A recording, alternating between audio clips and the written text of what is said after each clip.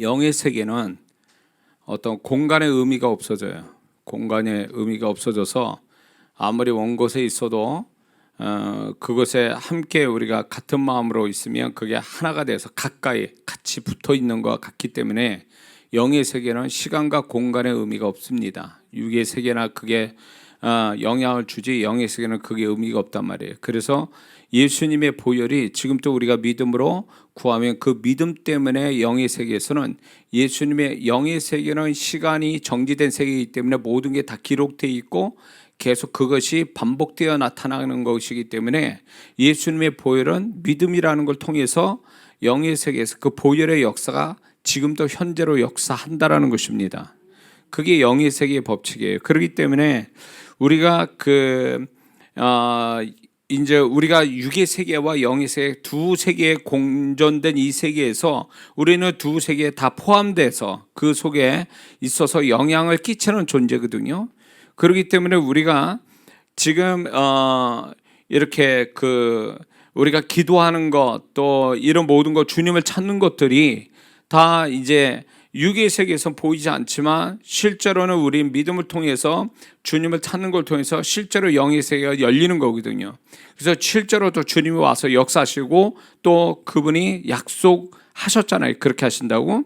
그렇기 때문에 우리가 이런 믿음이 밑바닥에 기본으로 깔린 상태에서 우리가 기도도 하고 예배도 드리고 찬양도 해야 역사가 오는데 이런 기본적인 어떤 영적인 원리 같은 것 또 하나님의 약속을 믿지 않는 상태에서 습관적으로 드리게 되니까 그분의 역사를 충분히 보지 못한다는 것입니다. 그분이 오시는 건 우리에게 복을 주시려고 오시는데 그 복이 영육의 복인데 그 복을 우리가 못 받는 이유는요, 받을 만한 자세가 안 됐기 때문에 그런 거예요. 내적으로.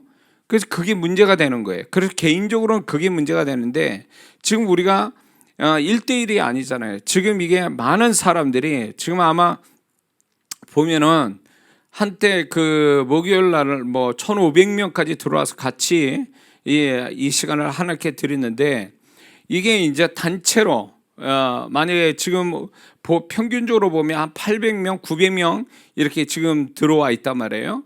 그런 분들이 함께 지금 우리가 현장과 영상으로 함께 이렇게 참여를 하고 있는데 이렇게 될 때 무슨 현상이 오냐면 1대1에서는 혼자만 그 사람만 열심히 하면 돼요. 사역해 준 사람과 사역받는 사람 그 개인이 열심히만 하면 그것 따라서 역사가 온단 말이에요. 근데 이게 단체적으로 막 이렇게 한꺼번에 몇백 명씩 들어오고 몇천 명씩 들어오는 이거는요 좀 달라요, 상황이. 왜냐하면 이 전체가 하나가 되어져야 그게 시너지 효과가 나는데 이게 만약에 100명을 같이 하는데 50명은 열심히 해요. 근데 50명은 이렇게 한운동 만운동이에요. 그러면 어떻게 되냐? 이 50명 한운동 만운동 하는 사람 때문에 이 50명의 열심, 그 반대편에 열심 내는 사람의 축복을 깎아먹는 거예요. 한운동 만운동 하는 사람도 이 사람은 축복이 아예 없고 그리고 50명 반대편에 열심히 하는 사람은 축복을 마땅히 받아야 되는데 단체적으로 이게 하나가 같은 수준에서 돼서 축복을 받아야 마땅한데 연합의 축복을 통해서 연합의 능력을 통해서 시너지 효과가 있어야 되는데 이게 50명이 그냥 그걸 다운시켜버리는 거죠. 성령의 임재도 축복도 다 다운시켜버리니까 손해는 누가 보냐? 이 열심히 내는 50명이 손해를 보는 거예요. 그래서 제가 이게 20년, 19년 집회를 하는 가운데서 성령께서 가르치시고 실제로 사역 속에서 제가 경험을 너무 많이 하는 것 중에 이게 있거든요. 그래서 이렇게 집회를 하게 되면 제 마음은 제가 이런 얘기 몇 번 했을 거예요. 제 이렇게 메시지 듣는 분들은 자주 듣는 분은 이 메시지를 들었을 겁니다. 이게 첫날에 사모하고 들어온 사람하고 끝까지 7타임인데 7번 끝까지 그 사람들만 데리고 집회를 하고 싶은 마음이 항상 있었어요. 왜냐하면 중간에 들어오는 분들이 이 들어오는 이렇게 성도분들에 의해서 그분들은 고의적인 아닌데 그런 분들이 들어오면서 이 성령의 임재가 떨어져요. 조금씩. 성령의 임재가 떨어진다는 얘기는 그만큼 성령님이 역사하시는 게 폭이 준다라는 얘기예요. 강도가 줄어버리니까, 성령의 임재의 강도가 주니까 역사의 강도도 줄어버리는 거예요. 그럼 누가 손해보냐? 열심히 한 그 사람들이 손해보는 거예요. 응? 그분들이 고의적으로 중간에 온 건 아니더라도 그분들 때문에 이제 수준이 뚝뚝 떨어지는 거죠. 그래서 왜 이 이야기하냐면, 지금 영사로 참여한 분들이 뭐 지금 한 몇백 명씩 되는데 800, 900명들이 이렇게 되는데, 이분들이 지금 현장에 있는 분들과 동일한 마음으로 사모함 가지고 현장에 오신 분들은 진짜 먼 곳에서 시간 들여가지고 여기 오셨잖아요. 또 우리 교회 성도도 아닌 분들이 와서 은혜를 사모하고 오시는 이 열심 가지고 여기 오셨단 말이에요. 그러면 영사로 참여하는 분들도 그 마음으로 참여하는 모든 분들이 다 갔다면, 그 마음의 수준이 다 그렇게 됐다면 오늘 뭐 엄청난 역사가 올 거예요. 제가 대언을 안 해도 성령께서 알아서 역사를 다 하실 거라는 거죠. 근데 문제는 뭐냐면, 그래서 저는 숫자로 별로 그렇게 뭐 숫자가 많고 적고에 저는 거기에 지금까지 의미를 두지 않고, 목회도 그랬고 집회도 그렇게 했는데, 이게 이제 숫자가 많다고 그게 역사가 큰 게 아니에요. 절대로 그게 아니에요. 숫자가 많다고. 중요한 거는 참여한 자의 마음의 상태인 거지, 참여한 사람의 숫자가 아니란 말이에요. 응?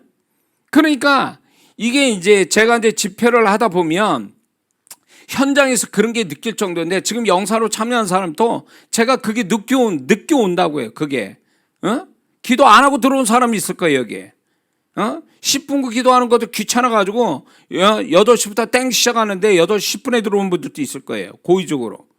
그리고 그런 분이 있는가 하면은 여기에 사모해서 정말 주님의 음성을 듣고자, 또 저를 통해서 그 현장에서 같은 성령님이 임재 속에서 주님이 역사하신다는 이런 관점에서 참여하는 사람이면 괜찮은데, 이게 자꾸 이렇게 뭔가 판단하고 뭔가 이상한 얘기도 하는 분들도 있어요. 댓글에 이런 분들이 들어오거나 좀 뭔가 좀 이렇게 초점이 안 맞고 집중이 안 되고 몰입을 하지 않는 성도들이 들어오면, 지금 열심히 뭐 진짜 몇 시간씩 걸쳐서 여기 오신 분들 있어요. 전에는 뭐 제주도에서도 오시고 뭐 부산에서도 올라오시는 거예요. 아침부터 와가지고 여기 있다가 저녁에 참석하고 또 부산에 또 내려가시고, 또 다른 먼 지역에서 오신 분들이 참 많다고요. 그런 열심으로 참여해서 뭔가 주님의 음성 듣고 현장에서, 이게 영사로 참여하는 것보다, 영상으로 참여하면요 현장보다 반밖에 안 돼요. 사실 임재나 모든 것들이 좀 아쉬움이 있죠. 그러니까 여기 현장에 오시려고 그러는 거 아니에요. 그리고 영상으로 참여한 분들도 그게 이제 그걸 아니까 어떻게든지 여기 현장에 오고 싶어 하신 마음이 바로 그게 그런 거예요. 그런 이유에서 그러는데, 이게 이제 같은 마음으로 이렇게 하나가 돼서 이렇게 한 마음이 되면, 그 연합된 그 같은 마음이 역사로 엄청나게 만들어요. 시너지 효과가 나오기 때문에, 이게 소위 말해서 한 사람이 1,000을 쏟고 두 사람이 10,000을 쏟는다는 연합의 능력, 이것이 역사의 능력이 되는 거예요. 이게 연합을 하면. 근데 이제 그렇지 않는 분들이 이렇게 초점이 안 맞고 뭔가 이렇게 좀 뭐랄까 같은 마음이 아닌 분들이 들어오면 제 마음에서는 좀 그런 분들은 안 들어왔으면 싶은 생각이 드는 거예요. 왜냐면 성령 임재를 자꾸 깎아먹으니까. 예? 그게 제가 이제 느껴지는 거예요. 그게 영분별이 되니까 그게 느껴진다고요. 제가 현장은 더 선명하게 와요. 근데 뭐 그런 분들 보고 다 오지 말라고 그럴 수도 없는 건데, 안타까운 거예요. 성령님 왜 그러냐면, 성령께서 내 마음 안에서, 성령님은 예를 들어서 100으로 역사하고 싶은데 이 한 번의 집회 100으로 역사하고 싶은데, 그분들의 임재가 자꾸 이렇게 기도도 안 돼 있지, 마음으로도 준비가 안 됐지, 와가지고 영적인 준비가 아니라 자꾸 보는 눈에 의해서 판단하고 기도도 안 하지, 집중도 안 하지만, 이런 게 옆 사람에게 모르게 자꾸 이게 옆 사람에게 영향 주면서 영적으로 그게 이제 저한테도 밀려오는 거예요. 그러니까 이게 방해가 되는 거죠. 그러니까 임재가 툭툭툭 떨어지니까 성령님은 100으로 역사하고 싶은데 내가 맥시멈으로 사역을 해도 80에 70밖에 안 되는 거예요. 그러면 그 나머지 30이 안 되는 것만큼 손해보는 거예요. 열심히 내는 분들이. 그래서 제가 이런 걸 알기 때문에 제가 이제 부탁을 항상 하는 거예요. 영사로 참여한 분들도 집회 가운데 들어오신 분들도 좀 들어오실 때는 몰입을 해서 정말 주님을 경험하려고, 주님의 손길을 경험하려는 이런 어떤 단순하고도 주님이 기뻐하는 마음을 가지고 참석을 해야 우리가 다 같이 그게 역사가 오고, 제가 또 사역하는데 굉장히 수월하거든요. 그분의 통로자가 되게 그렇게 어렵지 않거든요. 그렇게 하면은.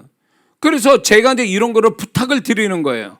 그리고 저와 이 현장 여기를 위해서 기도해 달라는 것도 그래야 영이 연결이 되니까 훨씬 더 제가 사역하기도 좋고, 받는 분들도 훨씬 더 풍성한 사역을 더 받을 수도 있고, 이렇게 해서 이제 되어지는 건데, 이장하 목사가 혼자 잘한다고 되는 게 아니에요.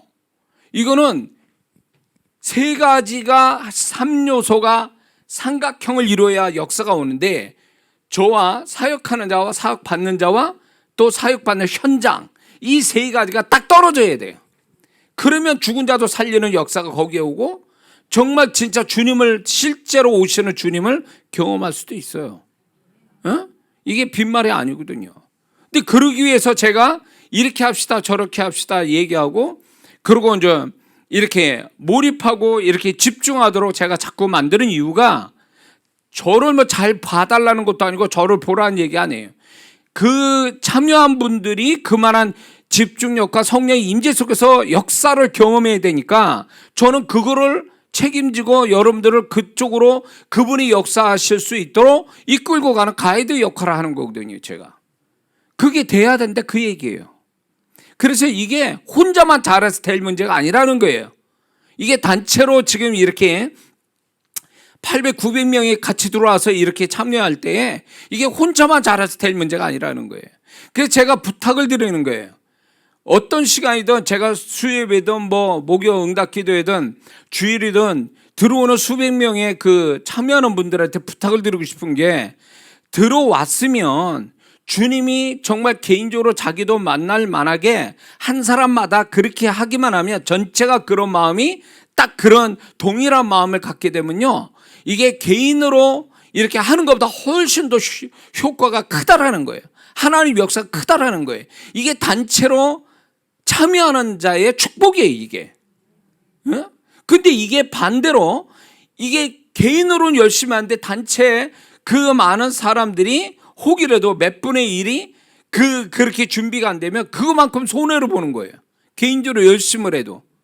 그러니까 이런 거를 좀 아시고, 저는 이제 저의 이런 예배나 기도회나 집회의 목적은요, 숫자가 많이 모이고 뭐 그것이 목적이 아니고, 어떻게 하면 이 한 번에 약속대로 주님이 오셔서 주님이 역사를 풍성하게 그분이 하시고 싶은 분량만큼 하실 수 있도록 제가 먼저 그분의 통로자가 되는데 준비가 되고, 참여한 분들은 그거를 충분히 혜택을 받을 수 있도록 준비시키는 일을 제가 한다, 그 얘기예요. 그래서 그렇게 되어져서 그분의 손길이 풍성하게 봐서 그 결과를 이렇게 나타나게 하는 것이 제가 사역을 하는 목적이 되는 거예요. 그래서 이런 부분을 좀 알고 여러분들이 참여했으면 좋겠다라는 게 제 바람이라는 걸 잊지 않으셨으면 좋겠습니다. 이해가 되시죠? 예. 또 하나는, 영적인 원리가 또 하나는 뭐냐면, 우리가 하나님께 축복을 받고 살아야 될 사람들이고, 축복이 없으면 또 안 되는 사람들이에요. 그 세상 살아갈 때. 근데 믿는 자가 축복을 못 받는 여러 가지 이유들이 있죠. 죄로 시작해서 여러 가지 이유가 있는데, 그 중에 하나의 이유가 또 뭐냐면, 하나님이 주신 은혜에 대한 보답을 해야 되는데, 은혜의 보답을 하지 못하면, 보답을 안 하면 그게 축복을 가로막는다, 그 얘기예요. 역대하 32장에 보면, 32장 25절을 보면 히스기야 왕이 하나님 앞에 정말로 생명을 걷어가시려고 하는 그를 하나님이 이사야를 통해서 얘기했지만, 그가 벽을 향하여 기도함으로 해서 생명 연장을 받죠. 그리고 아수로부터 구원을 받죠, 유다 왕국이. 그런데 역대하 32장에서 그 해설을 어떻게 하냐, 하나님이 히스기야가 교만하여 하나님의 은혜에 보답하지 아니함으로 진노하셨다, 이런 말씀이 나와요. 하나님의 은혜에 대한 보답이래. 그러니까 그가 생명 15년을 영장을 받고 앗수로부터 구원받은 거는 자기가 잘나서 된 게 아니라 하나님의 절대적인 은혜였다라는 거예요. 근데 그 은혜를 보답하지 않았다라는 거예요. 안 해서 어떻게 됐습니까? 될 일이 된 것뿐이에요. 될 일이 됐다라는 건 뭐예요? 그는 결국 바벨론에 결국 그 유다와 그리고 자기 가족들 전부 다 망하는 데게 됐죠. 자기 나라도 망하고 자기도 망한 자가 됐어요. 원래는 그렇게 돼야 되는 게 정상이라는 거죠. 근데 하나님의 은혜로 앗수르 그 이전에 바벨론 나라 이전에 앗수르로부터 보호받고 생명 연장받은 사람이잖아요. 그 이후로는 하나님이 그의 생명을 연장하신 적이 없어요. 15년 딱 맞춰서 죽었습니다. 그 사람은. 결국 뭐예요? 하나님의 은혜를 보답하지 않으니까 될 일이 과거로부터 돼야 될 일들이 되고 말았다 그 얘기예요. 그래서 많은 성도분들이 하나님의 이거는 은혜야, 이거는 하나님의 축복이야 라는 걸 분명히 알면서도 그 은혜에 대한 보답을 하지 않게 되면 축복이 사라지고 그 이전에 하나님이 은혜로 붙잡아줬던 것들이 다 놔버리신다는 거예요. 그러면 그게 될 일이 그 불행한 일들이 돼야 될 일을 하나님이 막아줬는데 그게 은혜가 사라지니까 될 일이 되는 것뿐이에요. 부딪힌 부딪힌 돌에 부딪히게 돼 있다는 거죠. 그래서 제가 거듭 얘기하잖아요. 하나님의 보여주시고 들려주신 걸로 제가 얘기를 했는데 제가 거짓말을 한 게 아니라 주님이 알려주신 대로 얘기했는데 보면은 제가 딱 오는 게 뭐냐면 이분들이 감사를 하지 않는구나. 하나님 앞에 그 은혜가 왔음에도 불구하고 어떤 식으로 표현을 하지 않는구나. 보답한다는 게 결국 뭐냐면 그분에 대한 그런 어떤 그 드러나는 표현을 하는 거거든요. 그분에게 어떤 식이든. 그러니까 이 저의 집회나 뭐 이렇게 기도회나 예배나 이런 속에서 하나님이 대언을 통해서 역사하시는 것뿐만 아니라 여러분의 개인적으로 신앙생활하고 개인적으로 삶을 살면서 하나님의 주시는 그 은혜들이 있지 않습니까? 이런 것들이 있으면 그거를 지나쳐 버리면 이게요 은혜를 보답하지 않는 것이 돼서 결국 축복이 사라져 서서히 사라지면서 과거로부터 그 사람에게 있어야 될 불행한 것들이 그냥 뚝문이 열리듯이 쫙 밀려 들어온다 그거예요. 은혜가 사라지니까 그렇게 된다 그거예요. 근데 많은 성도분들이 이걸 우습게 여겨요. 제가 그렇게 얘기했는데 이게 경험에서 얘기하는 거고 주님께서 저한테 가르쳐 준 걸 얘기하고 있는데도 그냥 될 일이 됐다. 될 일이 됐다고 생각해요. 될 일이 된 것뿐이야. 내가 기도 열심히 해서 된 거야. 이런 식으로만 그렇게 생각하고 딱 소위 말하면 세상 말로 입 싹 닫고 하나님의 은혜가 없는 자처럼 은혜가 없이 자기가 열심히 해서 그렇게 자기 의로 자기 힘으로 자기 의지로 그렇게 된 줄 알고 하나님의 은혜에 보답하지 않는다 그거예요. 적어도 하나님이 베푸신 것에 대해서 은혜에 대해서 보답하려면 표현이 돼야 될 거 아니야. 하나님 앞에 시편처럼 다윗처럼 힘들고 어려운 상에 정말 그 상황에서조차도 하나님께 은혜에 대한 그 속에도 족한 은혜가 있음에 대한 그걸 보답하는 그런 고백들이 있어야 되는데 표현되는 게 있어야 되는데 없다 그거예요. 없으니까 하나님이 어떻게 합니까? 될 일이 되게 하시는 거죠. 그리고 이 하나님의 은혜를 보답하는 것도요 기한이 있어요. 히스기야 왕에는 분명히 하나님이 그 은혜를 보답할 수 있는 기한을 줬단 말이에요. 그러나 그 기한을 놓쳐버리니까 결국은 될 일이 된 것뿐이에요. 그가 불행이 막아진 거를 불행이 왔을 뿐이에요. 원래부터 있은 불행이었는데 사울 왕이 그가 하나님 말씀에 불순종 반쪽 순종만 했을 때 하나님께서 사무엘을 통해서 그의 나라가 길지 않을 거라는 말씀과 함께 그가 잘못한 것을 시인하게 하려고 했더니 시인하는 게 아니라 변명을 했죠. 변명을 댔는데 그것에 의해서 이제 그 사무엘을 통해서 하나님이 무섭게 그를 예언하시죠. 예언하니까 그때 가서 이제 상황이 심각하니까 그때 자기 잘못을 그때 이제 시인합니다. 그래서 뭐가 달라졌어요? 때를 놓쳤어요. 회개할 기회를 놓쳤다 그거예요. 하나님은 항상 기한을 두고 우리에게 기회를 주세요. 근데 회개할 기한, 보답할 기한, 이런 기한을 두고 행하시는데 우리는 그거를 우습게 여겨요. 응? 다윗이 범죄했을 때도 하나님이 기한을 주셨어요. 밧세바의 문제라든가 인구조사의 문제라든가 기한이 있었어요. 회개할 기회가. 근데 그거를 넘어가니까 어떻게 됐어요? 징계하시잖아요. 그게 잘못했을 때 징계만이 아니라 하나님이 은혜를 베풀었는데 그 은혜를 모른 척하거나 알면서도 하나님께 그 은혜에 대한 보답을 하지 않아서 하나님이 그 은혜의 보답을 받으려고 하시는, 그래서 그걸로 영광을 받으시려는 것이 기한이 넘어가면 그 뒤는 해봐야 소용없다는 거예요. 응? 근데 왜 이걸 모르죠? 받는 데만 열심히고 받으면 입 싹 닫고 뒤돌아서 언제 받는 식으로 자기 갈 길로 가는 이 성도들은요, 모르는 게 있어요. 하나님은 절대로 그런 식으로 해서 속지 않습니다. 하나님을 몰라도 너무 모르는 거죠. 그러니까 축복을 못 받는 거예요. 단회적 축복으로 끝나버리는 거예요. 왜 그 다음 연결해서 주시는 축복들을 경험하지 못하냐 그거예요. 그거는요, 하나님이 은혜를 베푸시면 은혜에 대한 보답이 있고 그 다음에 또 하나님이 새로운 은혜가 오고 은혜에 대한 또 보답이고, 이게 주거니 받거니 이게 피드백이 돼야 되는데 하나님과 이 피드백이 되지 않고 하나님이 축복 주시면 이 싹 닫고 도망가 버려요. 그때 필요할 때 또 찾아와. 절대로 하나님 그렇게 안 속습니다. 우리의 타락한 우리의 모습에 절대로 하나님 속지 않습니다. 하나님을 너무 우습게 하는 거죠. 우리가 사는 이유가 뭔데?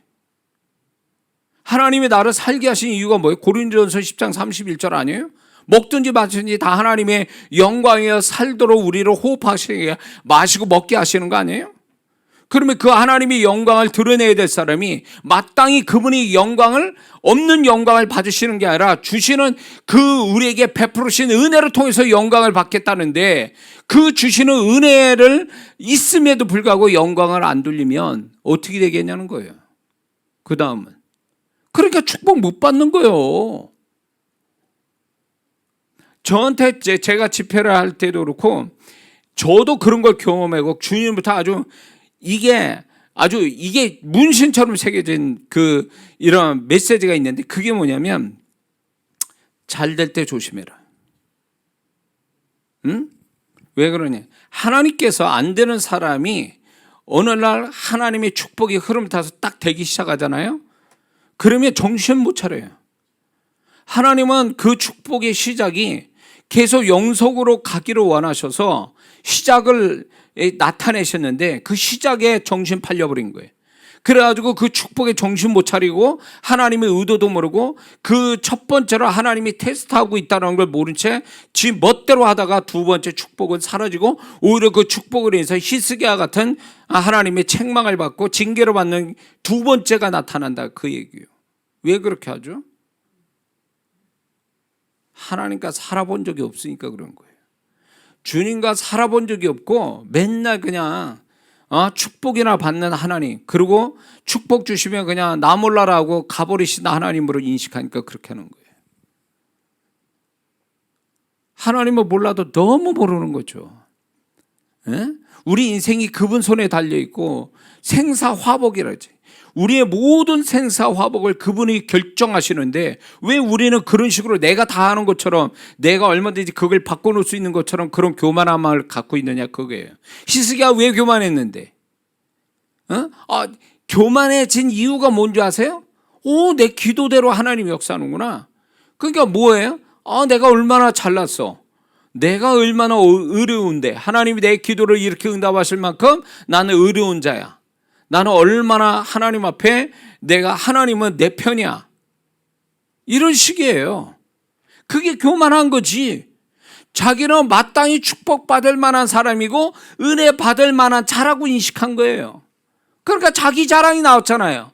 바벨론 사신한테 자기의 모든 축복을 자랑하고 있었잖아요. 자랑질을 했잖아요. 그게 자기가 자랑할 게 아니잖아요. 그러니까 이게 은혜를 받은 자의 잘못된 형태가 그거예요. 은혜를 받으면 은혜로 여겨서 겸손해져야 되는데 은혜를 받은 거에 대한 자랑질하고 있어. 자기 자랑으로 가고 있는 거지. 자기의 자기 자랑. 망하는 거지. 망하는 지름길이지 뭐. 신앙생활을 어떻게 하는 거야 도대체? 응? 다 종교적이에요. 그냥 의식 치료로 나오는 거지. 그게 정말 그분과 함께 살아가는, 그분과 함께 살아가서 그분을 알아가는 신앙이 아니더라 그 얘기예요. 그분을 정말로 함께 사는 신앙이라면 그렇게 할 수가 없지. 사람만큼 더 대우를 안 하시잖아요. 다른 사람이 나한테 뭔가 은혜를 베풀었으면 그 사람의 고마움을 알고 그 사람에게 뭔가 은혜를 보답하려고 하는 게 인지상정인데 그것만큼 또 안 하잖아요. 하나님 앞에. 그러니까 사람만큼 더 취급을 안 하시는 거야, 하나님을. 그런데 무슨 하나님이 그 다음에 은혜 주세요? 어림도 없지. 내 자식이 부모가 또 아빠가 그렇게 정성을 다해서 줬는데 못 알아 그걸 우습게 여기고 그게 당연한 것처럼 여긴다. 그 다음 또 국물도 없어요. 그런 거예요. 신앙생활 똑바로 해야 돼요. 우리는 교회 열심히 나오는 거 그거는 기본이고 진짜 중요한 건 그분과 함께 살아서 그분이 누구시고 그분과 어떻게 살아야 되는지 그분의 마음이 어떠한지를 알아서 내가 그분의 마음에 흡족한 자로서 살아가는 것, 이게 신앙생활이에요. 교회생활은 제가 어제도 말씀드렸죠. 교회생활은 교회만 왔다리 갔다리 하는 거예요. 교회에서 성도들한테나 좋은 소리 듣고 목사님한테 인정받고 그게 교회생활이에요. 신앙생활은 뭐예요? 주님과 함께 사는 거지. 주님으로부터 인정받는 거죠. 그렇죠? 그게 신앙생활이란 말이에요. 근데 교회생활은 잘하는데 신앙생활은 개떡같이 하는 사람은 얼마나 많아요. 그게 무슨 신앙이요?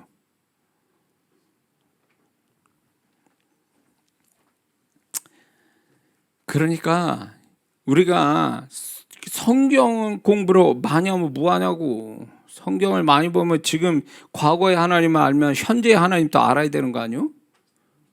성경 공부는 엄청 잘하는데 현재 하나님은 모르고 있어. 적어도 자기와 함께 하시는 하나님은 알지도 못해. 그러면 잘못 알고 있는 거지. 과거의 하나님을 모르는데 무슨 현재 하나님을 어떻게 알아? 과거의 하나님을 제대로 알았으면 현재 하나님도 알고 있어야 되는 거 아니에요? 과거의 하나님이 지금은 없다는 얘기예요. 과거의 하나님은 지금 어떻게 다른 하나님이냐 그 얘기예요. 그러니까 하나님께서 내가 널 사랑해, 잘해. 그러니까 그게 정말 잘한 줄 알고 있어요. 그러니까 그게 정말 하나님이 정말 나를 칭찬할 만하니까 칭찬하신 줄 알아. 에? 속 터져 속이 문드러지는 거예요. 에? 자식놈이 그냥 싸가지가 없고 아주 부모 속 징글징글하게 속을 새겨요. 근데 하나만 잘해. 그 중에서 하나만 잘해. 그나마. 그럴 때 그 하나를 할 때 부모는 어떻게 합니까? 그래 너 잘한다. 이렇게 할 때 진짜 그거 하나 잘한다고 그래서 전체를 다 잘한다는 얘기가 아니잖아요. 그렇죠? 전체를 다 잘한다는 게 아니라 속을 징글징글 속색이는데 얘는 하나 잘하니까 그래 너 이거 하나만이라도 잘하니 다행이다. 그래 잘한다 이러니까 이게 전체가 다 자기가 잘한 줄 알고 있어. 에? 90까지는 속 터지게 만드는데 그 90까지 가지고 부모가 속 터지는 거를 헤아릴 줄 아는 자가 효도하는 자식이 아니냐 말이에요. 하나 가지고 잘한다고 격려해 주니까 지가 99까지도 다 잘한 줄 알고 있어. 신앙이 이런 신앙이 있단 말이에요. 교회 좀 나오고 열심히 내니까 하나님이 그걸로 은혜 주시고 축복 주시니까 전체가 다 내가 그런 사람인 줄 알고 있어요. 그거는 어리니까, 신앙이 어리니까 그렇게 생각하는 거예요. 그 유치한 생각이. 응? 어느 정도 신앙이 성숙하고 주님을 아는 자면 그런 칭찬에 자기가 정신을 못 차릴 정도 그렇게 어리석다는 어린 신앙은 가지지 않는단 말이에요. 자기를 다시 돌아보는 거지. 주님이 말씀하지 않는 거, 주님이 나의 어떤 다른 면에 대해서 답답해하시고 슬퍼하시고 원하시는 부분이 또 있을까를 자꾸 생각해서 그런 것들이 점점 더 많아지게 하는 게 신앙생활 제대로 하는 자 아닙니까? 그 한 가지 잘한 거 가지고 끝까지 한 가지만 잘해. 99가지 여전히 바꿀 마음이 없어. 99가지 중에서 세월이 갈수록 하나님 앞에 좀 더 그 99가지가 98가지로 이렇게 낮춰지고 90가지, 80가지로 점점 다운이 돼가지고 나중에 주님 보실 때, 야, 너 정말 많이 변했구나. 네가 정말로 많이 나와 닮아가고 내가 점점 너를 보면서 더 기뻐한다. 이렇게 나가야 되는 거 아니냐 말이에요. 뭔 말인지 이해가 되세요? 그게 신앙생활이지. 근데 여전히 몰라. 자기도 모르고 주님과 관계도 모르고 주님이 나를 어떻게 생각하는지도 모르고 그러니까 자기 만족을 위해서 신앙생활하는 거지 주님 앞에서 주님께 인정받자고 신앙생활하는 건 아니더라 그 얘기요. 그게 무슨 신앙생활이에요? 나 좋으라고 신앙생활하는 거요? 처음엔 나 좋으라고 신앙생활하지 어릴 때는. 그러나 신앙이 성장하면 주님을 기쁘게 하고 주님께 만족을 드리기 위한 신앙생활 하자고 하는 거 아니냐 말이에요. 믿습니까? 근데 자꾸 자기 만족의 신앙이에요. 이 정도만 하면 됐지 뭐 이런 식이에요. 그분은 더 원하는데. 그러니까 이게 자기 중심의 신앙생활을 하다가 끝나버린 사람이 한둘이겠냐고요. 자기 중심에서 주님의 중심으로 신앙생활에서 좀 더 성숙한 신앙으로 발전해가는 이런 사람이 돼야 더 새로운 주님, 새로운 축복, 새로운 역사를 보기 시작하는데 그런 것들을 경험하지는 못하고 맨날 그 자리에 맴도는 거예요. 자기 잘 먹고 잘 사는데 열심 내려고 교회 나오고 주님 찾고 그게 안 되면 교회 안 나오고 뭐 하자는 거야 도대체. 신앙생활을 어떻게 하자는 거야 도대체. 응?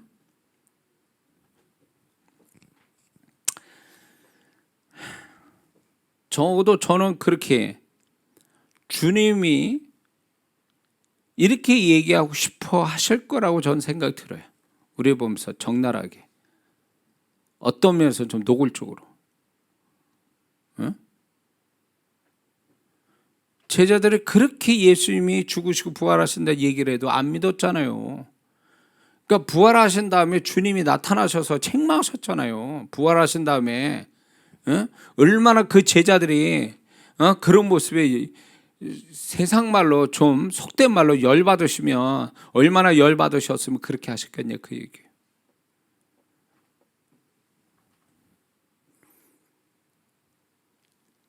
저는 적어도 주님의 그 마음이나 주님이 하시고 싶은 말을 좀 대언을 하고 싶은 제가 사역의 목표가 이거거든요. 주님이 말씀하고 싶어하고 주님의 마음을 표현해 드리고 싶은 게 제 사역의 목표예요.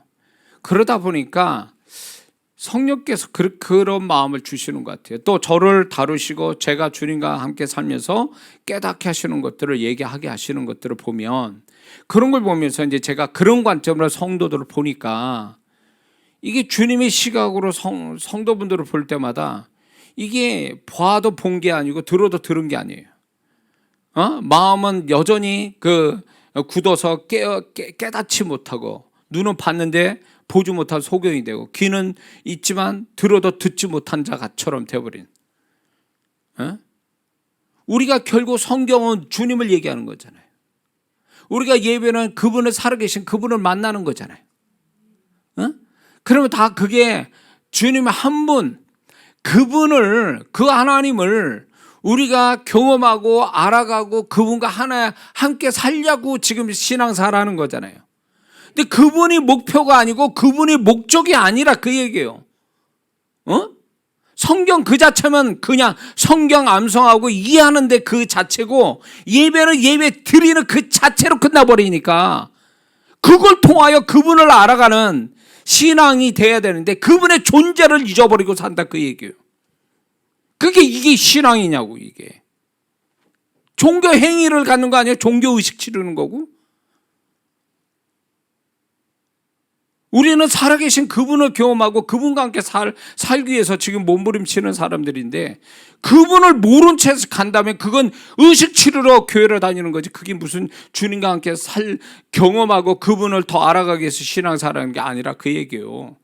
그분이 빠져버리면, 살아계신 그분과의 소통이나 그분을 의식하고 그분을 알아가는 신앙이 아니면 그건 신앙이 아니라고 봐야지. 응? 종교 생활한다고 봐야지. 그거는. 제가 이런 얘기하는 거 이렇게 얘기하면 못 알아듣는 사람 많아요. 왜? 구원받은 다음에 주님과 살아본 적이 있어야지. 주님의 음성 들어봤어. 주님의 마음을 헤아려 봤어.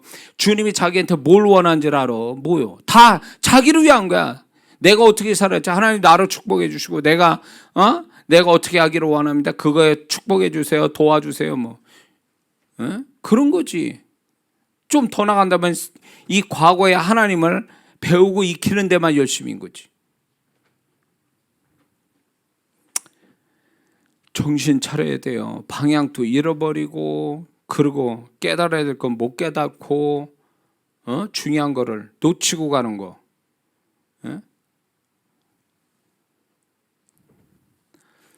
자, 그래서 우리는요, 축복 좋습니다. 그러나 그 하나님의 축복을 우리가 받기를 사모하기 전에 하나님의 존재를 알아들이는 거, 하나님의 마음을 아는 거, 이게 돼야 하나님의 축복을 받을 만한 사람이 되고 그 축복을 받아도 변질이 안 되는 사람이 되는 거지. 하나님의 존재는 잊어버리고 하나님이 가지신 축복만 관심 있어 하면 그게 정상적이겠냐, 그 얘기예요. 신앙이 아니죠. 그거는 당연히 아니지. 이렇게 얘기해도요 못 알아듣는 사람이 있어요. 지금 메시지 듣고 나간 사람도 있을 거예요 지금. 에휴. 자, 그래서 제가 이 두 가지 원리를, 영적 원리를 여러분에게 말씀을 드립니다. 이거는 주님께서 원하셨던 거예요. 그렇기 때문에 우리가 정신 차리고 초점이 그분과 맞아야 돼요. 이런 얘기하죠. 우리 대화 서로 나눌 때, 너 무슨 소리 하는 거야 지금, 엉뚱한 소리. 난 지금 이 얘기하는데 너 저 얘기하고 있어. 동문서답이라는 그 한자 성어 알죠? 너 왜 이렇게 동문서답해? 지금 이 얘기했는데 너 딴 소리 하고 있어. 이런 얘기 하잖아요. 초점이 안 맞는다는 거예요. 서로가 대화가 어떤 마음이 초점이 안 맞아. 이게 사람 이렇게 할 때 그 사람하고 얼마나 답답하겠어요. 그리고 그게 얼마나 좀 문제가 있습니까? 근데 우리가 주님에게도 그렇게 하고 있어요. 주님하고 초점을 맞춰가는, 마음을 맞추는 그런 신앙이 되는데, 주님은 저걸 원하는데 난 이걸 원하고, 주님이 이렇게 하기 원하는데 난 저렇게 하고 있고, 그러니까 동문서답하고 주님과 서로 엇갈리는 그런 신앙생활하는 거죠. 개인적으로 주님을 알아가는 신앙, 왜 그게 안 되죠? 교회에다 모든 걸 의탁하고 있어. 교회에다 모든 걸 의지하고 있어. 교회는 결국 개인적으로 주님과 함께 살아가는 그 법과 훈련을 가르치고 그 은혜를 주기 위해서 목사가 있는 거고 교회 생활이라는 게 있는 거잖아요. 이걸 통해서 개인적으로 교회 바깥에서 주님과 함께 살아가는 훈련이 되고 실습이 되고 이런 것들을 경험하는 것이 우리가 세상에서 그게 돼야 되는 거잖아요. 그게 진짜 신앙이잖아요. 교회에서 열심히 내가 뭐하냐고, 교회 문밖만 나가면 세상 사람인데. 정신 차려요. 주님 오실 때도 가까운데 정신 차려야지. 아무 생각 없이 교회를 습관적으로 다니고 습관적인 신앙이 돼버려서 생각이 없는 신앙, 이게 얼마나 무서운 겁니까 이게.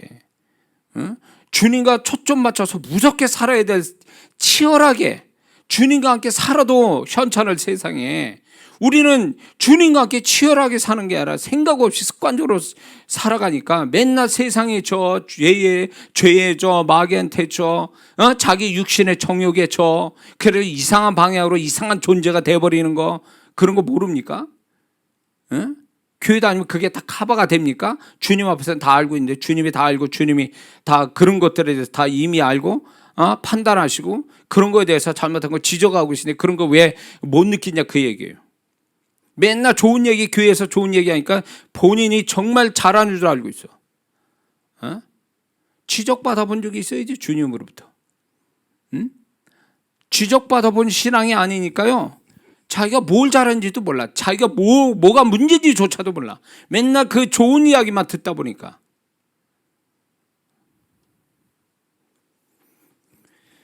신앙생활 잘해야 돼요.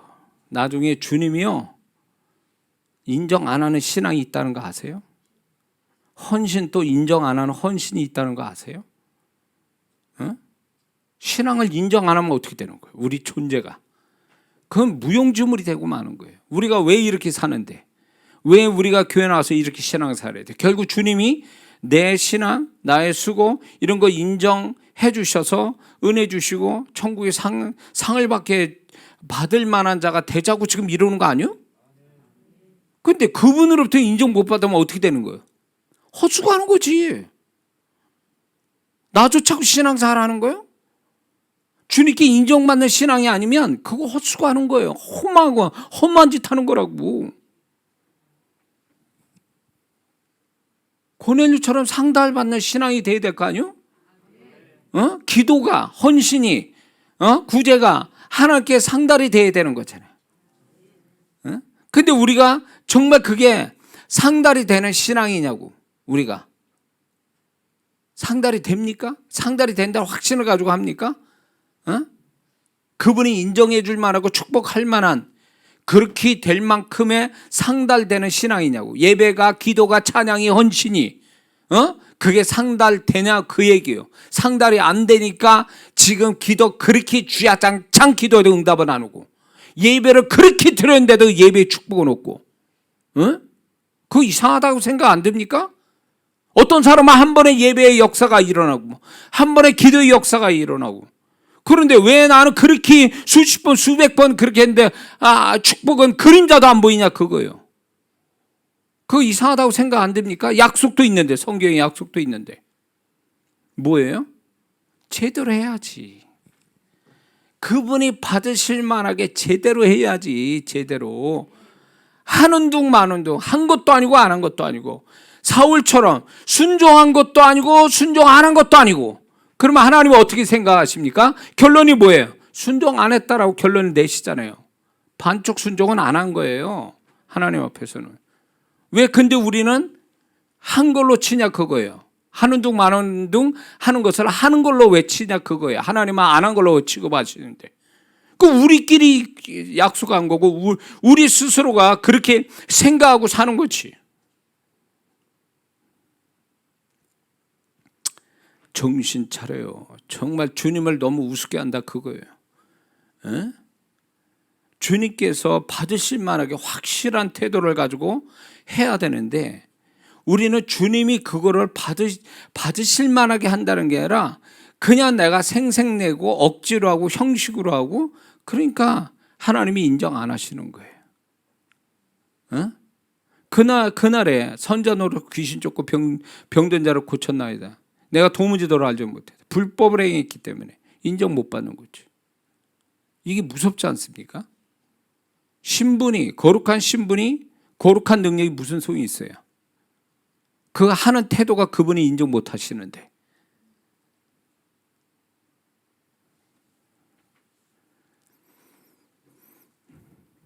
착각에 빠지는 신앙 위험합니다. 착각에 빠져가지고 신앙생활 이렇게 난 잘하는 것 같아. 누가 그렇게 칭찬합니까? 주님이 그렇게 말씀했어요?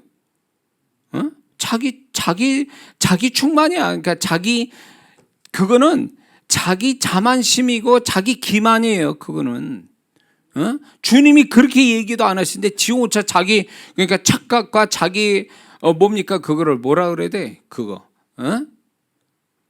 그런 신앙생활하고 있어요. 그분은요 인정사정 없어요. 그분의 기준에 안 맞추면요, 그분의 기준에 안 맞으면 다 제로예요. 그거 몰라요? 안 한 걸로 치신다 그거예요. 선지자 노릇하고 병도 고치고 귀신 쫓았는데 인정 안 하신다는 게, 길에서 그렇게 했다는 게 얼마나 힘든 일인 줄 아세요? 조용하고 폼 잡는 장소에 해도 지금 수고해도 현찮을 판에 길에서 그거를 했다는 것은 얼마나 거칠고 얼마나 힘들게 했다는 걸 얘기하는 거거든요. 근데도 인정 안 하시잖아요. 그분의 기준에 도달하지 못하니까. 목사님 저도 마찬가지예요. 수십 년 목회를 하고 20년 이렇게 수만 명의 성도를 기도해주고 주님 만나게 하고 한들 내가 그분 앞에 인정 못 받으면 나는 헛수고한 거예요. 그게 두렵다 그거예요. 그러니까 바울도 내가 남에게 전파된 후에 내가 그분으로부터 버림받을까 두려워하노라. 바울이 그렇게 고백할 정도면 더 말할 것도 없어요. 사역자인 저는 더 말할 것도 없는 거예요. 정말 천국에 갈 때에 주님 나 구원해 주신 거 하나만이라도 감사해요. 이루고 갈 판이에요. 상은 고사하고. 너무 지금 신앙이요. 야, 이거 오늘 메시지 한 10분만 하고 끝내려고 했더만 이게 안 되네.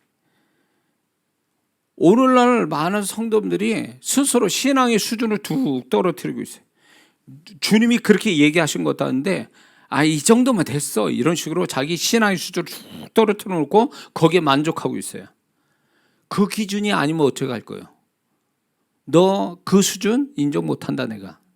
그럼 어떻게 되는 거냐고 생각해 보세요. 어떻게 되는 거예요 우리는? 왜 그분을 알려고 하질 않느냐 말이에요. 성경 속에 하나님도 두려운데 지금 나의 일거수일투족부터 해서 나를 자세히 아시는 그분 앞에 왜 우리는 두려움을 안 갖냐 말이에요. 그분의 심판을 두려워하지 말고 그분이 사랑으로 나를 참아주시고 기대하시고 인내하시고 용납하시는 걸 두려워해야 될 거 아니요. 말씀 안 하시는 그분을 두려워해야 되는 거 아니요? 무섭게 책망하고 징계하신 그 하나님보다 아시면서도 책망하지 않고 기다려주신 그 하나님 무섭지 않냐 말이에요. 그걸 무서워해야지. 그거를 무서워해야지. 그거를.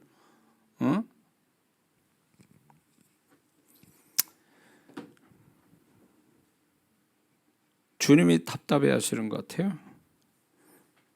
그래서 제가 됐다고 해서 여러분에게 말씀드린 거 아니에요. 이것도 제가 계획돼서 말씀을 전하는 것도 아니에요. 지금 저는 그냥 그분에게 입을 빌려드린 것 뿐이지 저도 여러분과 다를 바가 없는 사람이에요. 그러니까 전하면서도 제가 괴로운 거예요. 왜냐하면 내가도 자격이 안 되는 사람이니까. 이 말씀이 다 걸리니까 저도요.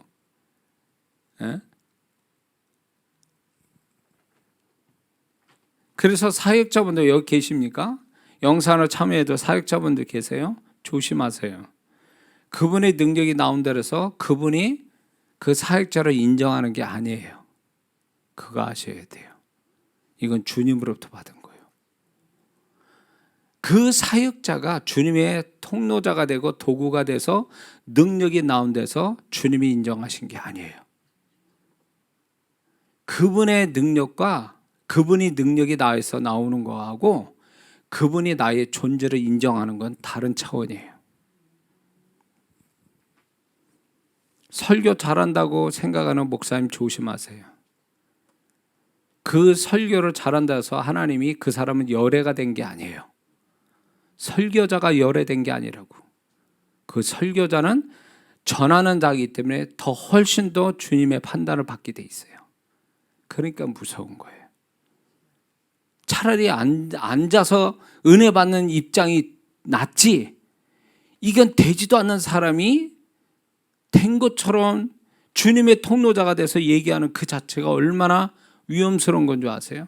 까딱 잘못하면 전하는 자가 돼서 그 전하는 게 자기가 뭐가 된 걸로 착각하는 이것은요, 이게 정말로 이게 착각이 되는 거지. 이게 위선이고, 이게 그 사람은요 말씀에 자기도 말씀을 들어서 판단받을 존재인 거지 자기가 재판장이 아니란 말이에요. 설교자 분들 조심하세요. 에? 그러니까 저는 설교하면서 괴로운 거예요. 왜냐하면 나도 안 되는 사람이 그분이 원하는 수준에서 얘기를 또 그걸 해야 되니까. 그러니까 성도분들은 내가 이렇게 전하니까 이장호 목사 대단하게 앉아있는 성도보다 굉장히 수준 높은 걸로 아는데 절대 그렇지 않아요. 그렇게 봐주지 않기를 바라는 거예요, 저는. 왜냐면 나는 전하는 자일 뿐이지, 전하면서 나도 책망받고 들어야 될 하나의 크리스찬에 지나지 않거든요, 저도. 그래서 저는 전한다 그래서 제가 뭐 됐다라는 생각을 지금까지 해본 적이 없어요. 그러니까 어느 분은 가끔가다 이장 목사가 그렇게 하니까 굉장히 잘못 오해하신 분들이 있는데, 제가 지금 말씀드립니다. 이건 주님 앞에서 얘기하는 거예요. 제가 그렇게 한다 그래서 내가 뭐 됐다라고 얘기한 적도 없고, 그렇게 전한다 그래서 내가 뭐가 된 사람도 아니라는 거 미리 말씀드려요. 절대 아니에요. 예? 사람들이 볼 때는 그렇게 된 것 같아도 주님은 알거든요, 저를. 그래서 사역자는요, 여기 사역자분들 잘 들으세요. 사역자는 평신도 앉아서 은혜 받는 사람보다 한 2배 이상은 판단을 받게 돼 있어요. 기준이 높아요, 주님의 통로자들은요. 그러니까 무서운 거예요. 그러니까 야고보서 말씀에 너희가 선생이 되지 마라. 큰 심판이 있다. 선생된 자들은 조심하셔야 돼요. 지금 우리의 구원을 잃어버리게 하고 우리를 하나님에서 떠나게 하고 수준 떨어뜨리는 사단의 역사, 세상이 얼마나 우리를 괴롭힙니까? 그런 데서 꿋꿋하게 주님이 인정하는 사람으로 살아가기를 치열하게 전투적으로 살아야 될 세상이에요. 지금 사역자가 먼저 그래야 성도들을 또 그렇게 끌고 갈 수 있는 거잖아요. 근데 사역자가 그런 사람이 안 되면 어떻게 되는 거예요, 도대체? 맡겨준 영혼은 어떻게 하라고? 그러니까 어느 분은요, 자기가 수준이 안 된 거 그거를 어떻게든지 하나님께 되게 해서 영혼들을 어떻게든지 끌고 가야 되는데 같이 헤매고 있어, 같이. 주님이 맡겨준 영혼에 대한 책임을 물으신다는 거예요. 언젠가는 물으신다는 거예요. 그러니까 저는 적어도 지금 이 영산을 참여한 분들이 다 각자 자기 교회가 있잖아요.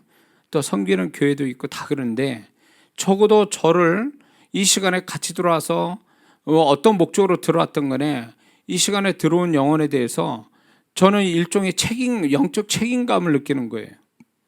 헛소리 하지 않고 정말 여기 들어온 이상 정말 주님이 기뻐하시는, 주님이 인정하실 만한 메시지와 사역을 해야 내가 지금 이 시간을 내가 책임을 다하는 거거든요. 그러니까 더 무서운 거예요. 만약에 요 숫자만, 유튜브가 없으면 요 숫자만 가지고 한다면 부담은 덜 되겠어요, 그나마. 근데 이게 많은 성도들, 많은 사역자분들도 여기 들어와서 같이 이렇게 하는 거 보니까 주님이 저한테 그런 책임감을 더 주시는 것 같아서 괜히 까딱 잘못해서 헛소리 할까봐, 영혼들 잘못 가르쳐 줄까봐, 주님이 아닌 것에 대해서 내가 잘못 얘기할까봐 그게 두려운 거죠. 지금까지 제가 목요 메시지를 여러분들이 알고 있지만, 익숙하지만 정리가 안 되고 그런 어떤 영적 원리를 몰라서 답답해하는 부분, 방언으로부터 시작해서 지금 이제 안수까지 왔습니다. 그래서 많은 성도분들이 그게 교회 안에서 익숙하고 이제 습관적으로 이루어지지만 그것이 그런 축복을, 그거에 대한 축복을 확실히 알지 못하고 경험하지 못하는 것들에 대해서 주님은 저를 통해서 정리시켜 주신다고 저는 생각이 드는 거예요. 그래서 많은 분들이 이 부분에 정리가 되고 답을 얻었고 해답을 얻었다라는 얘기를 많이 듣습니다. 근데 주님은 그걸 바라시는 거예요. 우리가 아무 생각 없이 습관적으로 하는 신앙 원하지 않으시거든요. 이게 모름이 아는지 하나님이 주신 건 분명한데 하나님이 주셨던 분명히 우리를 축복하고 뭔가 이 속에 뭔가가 있는데 그걸 알지 못하니까 저 같은 사람을 훈련시키고 깨닫게 해서 지금 가르치는 일을 하게 하시는 거죠. 그래서 이제 이 안수도 교회 안에서 굉장히 흔한 영적 행위잖아요. 그런데 안수자나 안수 받는 자가 이걸 잘 모르더라 그거예요. 그러다 보니까 안수의 피해가 너무 많고 또 안수의 축복이 충분하지 못하고 이런 부분이 있어서 이제 주님께서 우리가 쉬운 어떤 영적인 단어지만 쉽지 않은 것에 대해서 이제 정리시키기 위해서 이제 제가 이제 메시지를 이제 전하게 된 거죠. 자, 그런데 우리가 안수가 제가 거듭 말씀드리지만 안수할 수 있는 공식적인 사람은 영적 대표자로서의 부모, 자식에 있어서는 부모, 아내에 있어서 남편, 그다음에 교회 목사 이 사람들이 이제 소위 말하면 그 영적 대표자입니다. 이 영적 대표자는 공식적으로 성경에서 인정한 안수할 수 있는 권위를 가진 자들이에요. 그래서 이런 제가 거듭 말씀드리지만 그런 권위를 가진 그런 권리를 가진 영적 대표자는요. 그 공동체 안에 가정이면 가정 교회 안에 있는 공동체에 속한 사람들을 축복할 권리가 있어요. 안수를 통해서. 근데 그런 거에 인색하면 나중에 축복을 해줘야 될 사람인데 그 영적 대표자가 축복을 하지 않아서 나중에 그 공동체에 속한 사람이 문제가 생기면 그 사람한테도 책임을 묻는다는 거예요. 영적 대표자한테도. 그래서 부모는 자식을 축복을 마음껏 해야 돼. 해도 모자라는 거예요, 사실은. 그리고 특히 어린 자녀를 둔 부모는요, 어릴 때부터 축복을 해 주셔야 돼요. 그게 부모의 책임 있는 자녀 교육입니다. 하나님 앞에서. 근데 애들 학원 보내고 이런 건 잘하는데 애들을 축복을 안 해요. 적어도 학교 가기 전에 축복해주고 갔다 와서 축복하고 자기 전에 축복해주고 좀 이렇게 부모 역할을 해줘야 되는데 그런 건 귀찮아서 안 하고 그거를 학원 선생한테 교회 교사한테 맡기고 학원 가는데 애들 바쁘고 그래가지고 애를 축복 안 해서 나중에 애가 잘못되면 그 부모가 책임져야 돼요. 그 자녀를 축복하지 않은 거에 대해서. 응? 애들 탓만은 아니에요. 부모가 그만큼 충분히 축복한 그 자녀가 망할 수가 있습니까? 부모가 그 자녀에 있어서는 최고의 목사보다도 최고의 권위자인데 영적 대표자가 축복했는데 애가 망할 수 있냐고요. 그렇게 망할지는 않는단 말이에요. 근데 자녀로 축복을 안 하니까 그러니까 문제가 되는 거예요. 남편 된 자는요, 아내를 축복해줘야 돼요. 아내를 충분히 축복해야 돼요. 아내를 아내 탓으로 돌릴 게 아니라 남편이 아내를 축복해서 아내가 축복되면 자연히 또 남편이 또 축복이 되는 거 아니에요? 근데 이게 남편이 아내를 축복의 어떤 축복을 만들어 줘야 할 남편으로서의 역할을 안 한다 그거예요. 축복을 안 해준다는 거예요. 그러니까 아내는 문제가 되는 거죠. 여기 교회 목사님 계십니까? 교회 한 교회 목사님은요 아내를 사모로 축복해야 돼요. 사모는 영적 사각지대에 있는 사람이라고요. 성도들이 그러면 사모로 축복합니까? 근데 목사가 사모로 축복을 안 해. 그냥 외떨어지게 딱 놔둬버려. 그 성도는 성도한테 그냥 막 뜯기고 목사는 무관심하고 그럼 그 사모 역할이 제대로 되겠냐고. 그리고 사모가 문제 생기면 또 사모 탓하고 그건 아니죠. 목사님이 축복해 줘야지. 목사님이 사모로 축복해 주지 누가 축복해 줘요. 근데 목사님이 사모로 축복 안 하니까 사모가 골병되는 거지. 영육으로. 그걸 사모한테 책임을 돌리면 안 된다 그 얘기예요. 제가 목회자 세미나 할 때는요 사모님과 같이 오고 그러거든요. 그래서 사모님들 굉장히 좋아하셨어요. 제가 이런 메시지 전하니까. 목사님들 많이 회개들 했어요, 사실은. 그래서 어떤 부부 사이를 보면 사모님 얼굴 보면 다 부부 사이를 볼 수 있어요, 알 수 있어요. 목회도 힘들어 죽겠는데 목사님이 좀 사랑해주고 기도해주고 막 이래야 되는데 이 사모를 완전히 영적으로 이렇게 뚝 떨어지게 만들어 놔가지고 힘들어하는 사모님들이 한둘이 아니에요. 그걸 볼 때 사모님만 그러게 해서 한 가정에 남편이 아내를 축복해 줘야지. 남편이 축복 안 해주면 누가 축복해 줍니까? 외간 남자가 축복합니까? 뭐 어떻게 해야 돼? 정말 진짜 축복해 줄 사람이 축복 안 해주면 그 축복 안 한 걸로 인하여 생기는 거 결국 그 대표자한테도 영향이 악영향이 온다라는 거예요. 그래서 축복을 해줘야 되는 거예요. 싫든 좋든 축복을 해줘야 돼요. 그게 하나님 원하는 거니까요. 그래서 특히 안수는요, 이거는 제가 말씀드렸지만 굉장히 빠른 속도로 어떤 것보다도 사역에 굉장히 빠른 효과가 나타나는 게 안수예요. 영을 바꿔주는 영의 상태, 그 사람 존재의 상태를 아주 빠른 속도로 바꿔주는 게 방언기도라면, 이 안수는요 그 상대방에게 어떤 사역에 빠른 효과를 가져오게 하는 이 영적 행위가 또 안수란 말이에요. 그래서 안수를 많이 잘해야 되는데, 제가 그랬죠. 안수자나 안수 받는 자가 태도나 상태가 좋아야 돼요. 안 좋으면 안수하면 안 돼요. 충분히 준비하고 해야 되죠. 그러니까 저도 누군가를 안수를 할 때는요, 제가 충분히 준비된 상태에서 안수를 하거든요. 만약 그렇지 않고 내가 감정이 이상하거나 뭔가 안 좋다 그러면 안 해요. 왜냐하면 내가 데미지 받거든요. 그렇게 되면 또 역류하는 수가 있어요. 이렇게 그 사람의 것이 전이가 돼서 잘못될 수도 있으니까. 그래서 제가 이제 꼭 안수를 할 때는 제가 성령 충만을 기도 끝난 다음에 아니면 예배 끝난 다음에 그때 이제 제가 안수를 하는 이유도, 제가 그때 상태가 제일 좋고 받는 분도 그때 그 제 상태가 영적으로 좋은 상태가 되니까 또 축복이 또 쉽게 역사가 일어나고, 그래서 그렇게 하는 거죠. 예. 그래서 또 이렇게 안수를 할 때 안수자가 별로 마음에 안 들어, 좀 의심스럽고 좀 찜찜해, 받지 마세요. 설령 절에도 받지 마세요. 여기 왔는데 이장 목사 별로 마음에 안 드는데, 그럼 받지 마세요. 그게 왜냐, 그 사람 입장에서 그런 마음이 거부감이 들거나 이러면 안 좋습니다. 그런 마음 갖는 데서 안수 받아봐야 그 안수의 축복이 안 와요. 예. 그래서 이게 안수자와 안수 받는 자가 이게 서로 신뢰감과 영적으로 정말 이렇게 좋은 상태의 교통이 되어져야 역사가 오는 거지, 받기 싫어 죽겠는데 와서 기도받는다? 그건 받으나 마나요. 그거는 안 받는 게 좋아. 저는 그런 성도가 있으면 저도 힘들어요. 그런 성도는 딱 안수해 보면 아니까. 그러니까 그렇게 받으면 안 된다. 예.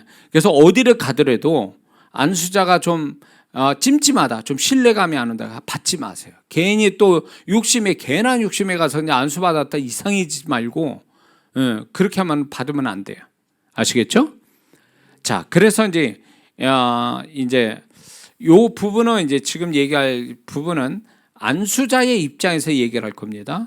안수자의 입장에서 얘기할 때 뭘 얘기하냐면, 안수를 했는데 안 들어가는 영적 현상이 있어요. 안수를 딱 해서 손을 얹어서, 근데 안수의 능력이나 안수의 축복이 안 들어가는 것 같다라는 이 현상이 있어요. 손의 현상이 있어요. 그게 뭐냐면, 이제 손에 이제 저리듯 아파요. 이렇게 괜찮은데 안수를 딱 하고 기도해 주려고 보니까 손이 저려요. 기분 나쁘게 저리면서 아파요. 그러면 이거 지금 안수 축복이나 능력이 안 들어간다는 증거예요. 또 두 번째는 역류 현상이 일어나서 손목과 팔이 아파요. 다 지금 이게 제 인상으로 제가 경험한 걸 얘기하는 거예요. 그러니까 이 안수할 수 있는 사람이 이렇게 겪을 수 있는 걸 제가 이제 지금까지 사역하면서 겪었던 내용을 다 얘기하는 거예요. 그러니까 참고하시는 게 좋아요. 그래서 이게 역류 현상이라는 게 뭐냐면, 안수 받을 자 자격이 안 되니까 이게 통로가 막혀가지고 역류해가지고 이제 손이 저리고, 이게 손목과 팔이 아파요. 이거는 안수가 안 들어간다는 얘기예요. 그다음에 세 번째는 마음으로 안 들어간다는 느낌이 확 들어옵니다. 안수가 안 들어가는데 이래. 그다음에 이제 네 번째는 마음의 확신이 사라져요. 안수를 하면 이 사람에 대한 어떤 축복할 수 있는 확신이 들어와야 되는데, 분명히 볼 때는 좀 축복하고 확신이 오는데 딱 손을 얹어보면 확신이 없어져. 이거는 안수가 안 들어간다는 얘기예요. 안수의 능력이나 축복이 안 들어간다. 그 다음에 손에 이제 안수를 딱 할 때 안수가 안 들어가는 게, 손에 돌덩어리 만지는 느낌이 들어요. 돌덩어리 딱딱하면서 아무런 느낌 없는 그런 돌덩어리, 그런 느낌 받으면 이게 안수가 안 들어가는 겁니다. 그 다음에 안수할 때 순간 불쾌감이 생긴다. 그러면 이건 안수가 안 들어가는 거예요. 이게 멀쩡한데 딱 안수하는데 기분이 좀 나빠. 뭐 나하고 이 사람하고 무슨 별 다른 것도 없는데 딱 안수하는데 기분이 별로 안 좋아. 그러면 이게 안수가 안 들어가는 현상으로 나타나는 거예요. 또 안수를 하는데 손에 아무런 감각이 없어요. 뭔가 이게 안수라는 이 영적 행위가 이제 하나님이 인정하는 영적 행위면서 이게 성령의 역사하시는 통로가 되는데, 안수를 딱 했는데 아무 느낌이 없어. 물론 이게 안수가 들어가는데도 아무 느낌이 없을 수 있어요. 그러나 이제 부정적 의미에서 안수가 안 들어갈 때 아무런 느낌이 없는 어떤 상태가 있을 수 있다는 거죠. 아무 느낌이 없다. 그러면 이렇게 되면요, 아무 느낌이 없으면 이 사람이 누군가 뭘 기도하려고 해도 기도가 잘 안 될 거야, 아마. 아무 느낌 없으니까. 예, 그런 경우가 있다는 거죠. 자, 안수 능력이 안 들어가는 이유가 뭘까요? 안수 받는 자의 문제가 있는데, 안수 받는 자의 문제가 뭐냐면, 첫 번째는 안수 받는 자가 마음을 열지 않을 때, 어떤 사역자나 그거에 안수받는 거에 의해서 마음이 열지 않을 때 안수가 안 들어가는 거죠. 두 번째는 사역자를 신뢰하지 않을 때 안수가 안 들어가죠. 세 번째는 강팍한 마음을 가질 때 안수 안 들어갑니다. 네 번째는 이 사람이 회개할 거리가 있을 때 안수가 안 들어가요. 예. 결정적으로 어떤 회개를 해야 될 게 회개가 안 된 상태에 있으면 딱 안수해 보면 안 들어가는 수가 많아요. 그 다음에 다섯 번째는 악한 영이 차단시켜서 안수가 안 들어가는 수가 있어요. 손을 딱 얹었는데 뭔가 방해를 받고 있다는 느낌이 딱 들면 이거는 거의 어떤 악한 영이 이 사람의 안수를 방해하고 있다고 봐야 돼요. 그래서 안수가 안 들어가요. 여섯 번째는 안수를 딱 한데 손의 임재나 내가 가지고 있는 임재가 싹 사라져버려요. 그러면 이게 안수의 능력이 안 들어가는 거예요. 안수 받는 자의 태도가 문제가 되어 있는 거죠. 임재가 그 사람의, 나의 임재를 그 안수 받는 자가 소멸시켜 버리는 거죠. 그 다음에 아무런 이유가 없어요. 안수가 안 들어간 이유가 없어요. 이럴 때가 있거든요. 감을 못 잡을 때가 있어요. 그러면 이런 상황에서 안수자는 어떻게 해야 되냐? 안수자는 솔직히 말해야 돼요. 지금 안수가 안 들어가는데요, 이게 뭐가 문제가 있는 건가요? 뭐 이러면서 물어봐요. 그러면 이런 경우가 있어요. 딱 이렇게 물으면 이 사람은 직감적으로 알아요. 아, 이것 때문에 저번에 사역할 때 안수하는데 안 들어오는 것 같다. 그러면서 본인이 원인을 아는 경우가 있어요. 그에게 탁 던졌을 때 그걸 인정해야 돼요. 그리고 고백하고 정말 다시 하면은 안수가 되죠. 안수의 능력이, 축복이 들어가죠. 솔직하게 말을 한다, 안수자가. 그러면 이제 소통이, 신뢰하는 가운데 이런 것 때문에 제가 문제가 있는 것 같아요. 솔직히 얘기하면 그 부분을 해결하고 안수하면 또 안수의 능력과 축복이 들어가는 경우가 허다하게 많습니다. 자, 두 번째는 이럴 때 어떻게 하냐? 축기를 하고 해야 됩니다. 소위 안수의 능력이나 축복이 안 들어갈 때는 일단은 축기부터 해보는 거야. 귀신의 역사가 있을 수 있으니까 축기를 한 다음에 다시 안수해보면 틀려요. 예, 이렇게 해결하는 거고요. 세 번째는 임재와 예수님 보혈을 다시 구하고 하는 거예요. 다시. 예, 처음부터 다시. 그래서 성령의 임재를 구하고 예수님의 보혈을 구하고 손의 임재와 보혈을 구하고 다시 안수를 하면 이 두 번째 이렇게 하면서 안수가 되어지는 수가 많습니다. 자, 그 다음에 네 번째는요, 이렇게 안수가 안 들어갈 때는요, 딱 안수한 상태에서 방언을 먼저 하세요. 방언을 한 다음에 다시 안수하는 거죠. 방언을 하고 그 다음에 한국말로 안수를 하면 안수의 능력과 축복이 들어가는 수가 많습니다. 그러니까 안 될 때 방언부터 하고 안수를 하는 거죠. 그게 좋습니다. 뚫어내는 거지, 방언이. 예, 이해가 되시죠? 그러니까 이게 남편, 부모, 교회 목사, 사역자분들, 적어도 신학 공부를 제대로 한 이 사역자분들은 이걸 잘 알고 있어야 돼요. 경험이 없다면 지금 제가 경험한 걸 얘기하는 거니까 잘 기억해 두시는 게 좋습니다. 자, 그러면 안수가 잘 들어가는 현상이 있습니다. 또 안 들어가는 현상도 있지만 안수하는 게 잘 들어가는 영적 현상이 있어요. 그게 뭐냐면 이게 안수 받는 자가 좋은 상태에서 안수를 받기 때문에 안수자가 이렇게 할 때 들어간다라는 어떤 사인 같은 그런 현상이 있는데 그게 뭐냐? 손에서 힘이 뻗쳐요. 딱 나도 모르게 딱 안수했는데 손이 막 힘이 뻗쳐. 그러면 이게 안수의 능력이 축복이 들어가고 있다는 얘기죠. 두 번째는 손에서 불을 느낍니다. 딱 안수하면 손에 임재나 불이 있는데 안수하면 더 그게 느껴진다. 그러면 그 안수의 능력이 들어가고 있는 거죠. 세 번째, 마음에 확신이 옵니다. 처음에 몰랐는데 안수 딱 하니까 확신이 들어와. 그러면 그 기도 내용에 대한 안수의 축복이 지금 들어가고 있는 거죠. 네 번째는 마음에서 성령의 음성이 들립니다. 안수를 딱 할 때 이 사람에 대한 어떤 성령의 음성이 딱 들리면 안수의 능력이 지금 축복이 지금 되고 있다라는 증거고요. 또 손에 강력한 것이 흘러 들어간다는 느낌을 받습니다. 뭔가 내게서 쫙 나와가지고 손을 타고 그 상대방에 들어가는 느낌이 있어요. 이게 안수가 참 잘 되고 있다 증거고요. 여섯 번째는 손이 전기 오듯 찌릿찌릿해요. 안수하는데. 예, 전기가 오듯이 손이 찌릿찌릿하면 이거 안수가 잘 되고 있다. 예, 그런 증거입니다. 예. 일곱 번째, 마음에서 감동이 옵니다. 성령의 감동이 탁 안수했는데 그 사람에 대한 어떤 성령의 감동이 탁 오면 이게 안수가 제대로 잘 들어가고 지금 이 상대방이 잘 받고 있다라는 증거입니다. 여덟 번째는 온몸의 기운이 손끝에 있는 것 같이 느껴져요. 온몸의 기운이 손끝에서 다 이렇게 몰아서 있는 것 같은 느낌 들면 그건 안수의 지금 능력이 축복이 진행되고 있다라는 뜻이에요.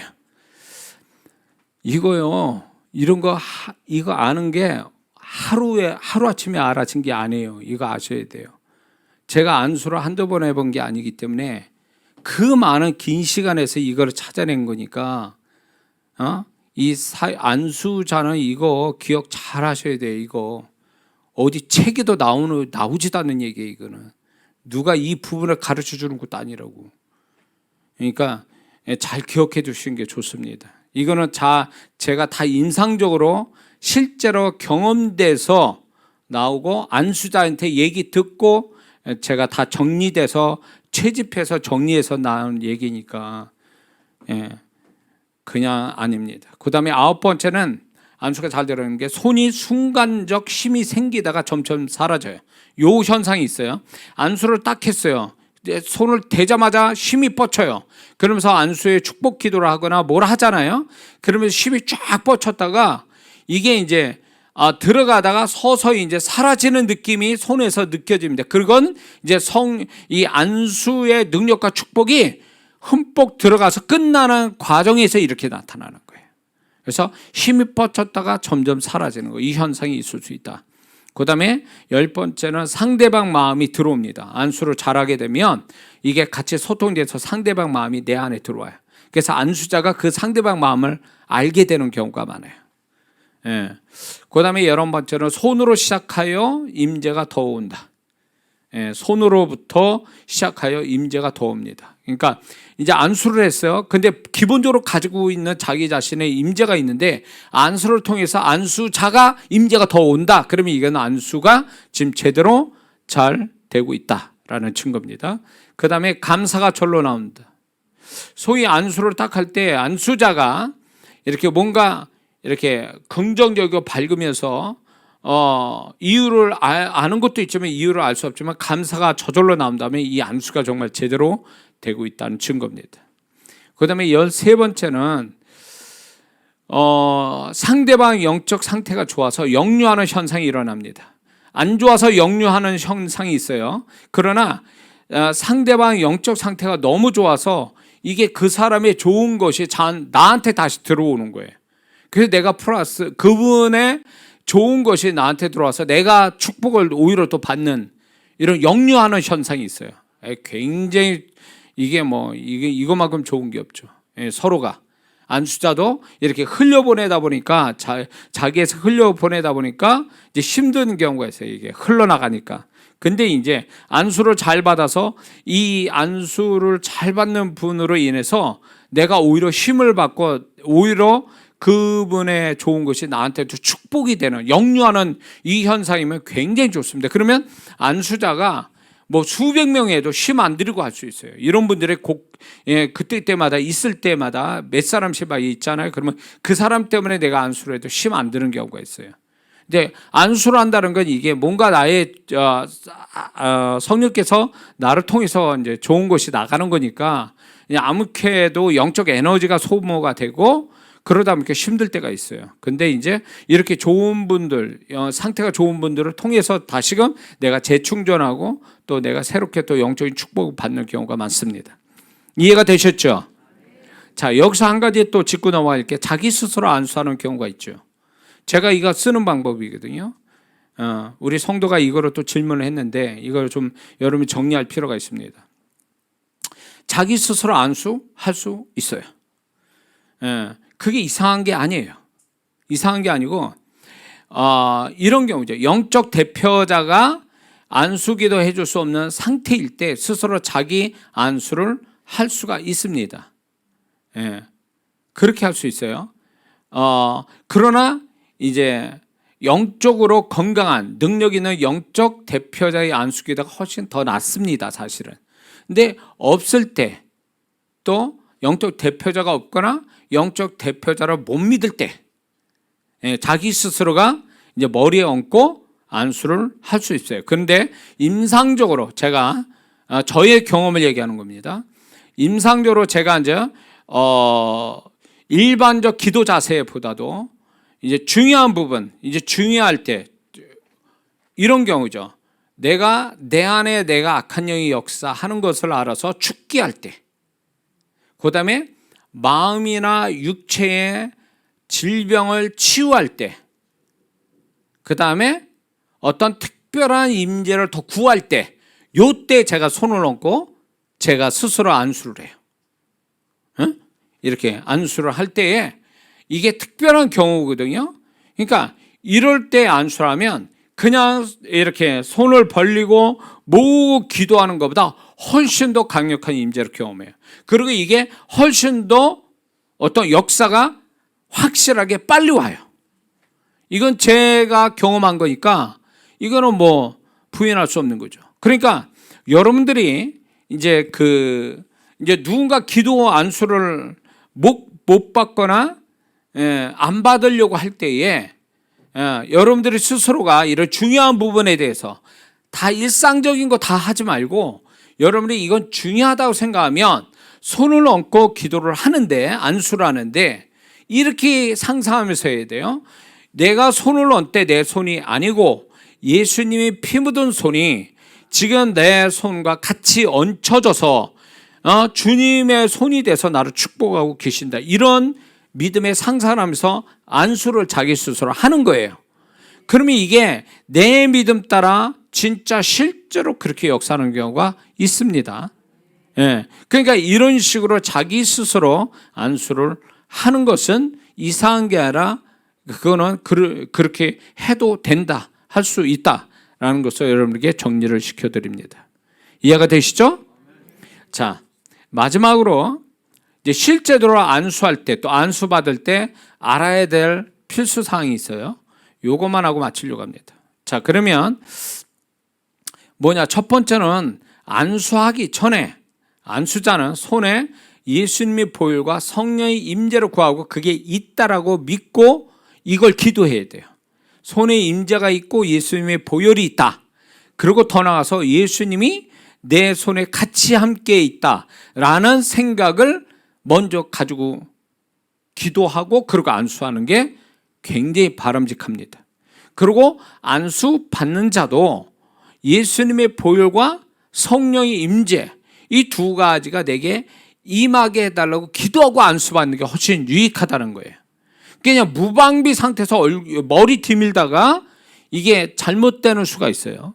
그러니까 항상 안수를 받을 때는 예수님 보여 성령의 임재, 이것이 나를 덮게 해달라고, 이중에 마귀 쳐져서 안수 받을 때 이게 임하게 해달라고 그렇게 기도하는 게 굉장히 중요합니다. 아시겠죠? 자, 두 번째는 안수자나 안수 받는 자가 심령 상태가 좋지 않으면 심령 상태가 좋은 후에 하거나 받는 것이 좋습니다. 그러니까 상태가 안 좋은 데서 막 이 사역을 안수하거나 안수 받으려고 하게 되면 그게 사단이 틈탈 확률이 높아요. 그리고 잘못되는 경우가 많으니까 꼭 안수자나 안수 받는 자는 자기 심령 상태를 봐야 돼요. 이해가 되시죠? 자, 그 다음에 세 번째는요, 안수하다가 시간이 모자랄 때, 안수를 하고 빨리 끝내야 돼요. 그러면 안수를 이렇게 하다가 이제 다 끝났어. 시간이 모자라. 그럴 때 이제 성령께서, 안수자는 성령께서 계속 이 사람 안수한 사람에게 계속 역사해달라고 기도하고, 또 안수 받는 자에게 내가 손을 떼도 안수를 그만해도 성령께서 계속 역사할 것이라는 것을 얘기해 줘야 돼요. 보통 우리는 이런 고정관념이 있죠. 안수 받을 때, 안수 받는 동안만 역사한다고 생각하는 경우가 있거든요. 이건 잘못된 고정관념이에요. 버려야 돼요. 안수를 이렇게 할 때에 이제 그때도 역사하지만 손을 떼도 성령님은 계속 그 영혼에 대해서 하실 일을 하신다 이거예요. 내가 접속을 일단 해놨기 때문에. 이해가 되시죠? 안수할 때만 역사한다라는 이 고정관념에서 벗어나야 돼요. 안수는 일종의 성령님이 그 사람에게 역사하도록 안수자를 통로 삼아 역사하시도록 접속시켜주는 것 뿐이에요. 안수자는요. 그러면 안수자가 손을 떼면 성령님이 스톱하는 게 아니라 그 사람에게서 그 사람이 원하고 성령님이 원할 때까지는 계속 사역을 계속 하신다는 얘기예요. 그걸 믿어야 된다는 거예요. 그래서 우리 고정관념 버려야 돼요. 예? 그때만 역사하는구나. 그러니까 이런 고정관념이 있으니까 안수를 길게 받으려고 하고, 손을 떼면 나는 안수의 능력이 이제 그 안수자로부터 안수의 능력을 나는 없다라고 생각하니까 이게 안수의 축복을 못 받고 있는 거죠. 이해가 되시죠? 예. 나중에 이제 집회할 때 되면 오세요. 그때는 더 엄청난 역사들이 올 거니까. 예. 지금 역사하는 거는 뭐 10분의 1밖에 안 될걸? 그러니까 내가 하는 게 아니에요. 그분을 풀어드리는 거지. 그분이 이제 여러분에게 혜택을 보는 자, 수혜자잖아요. 그러니까 저는 그분은 마음껏 100으로 역사하고 싶은데 성도들은 10밖에 안 돼.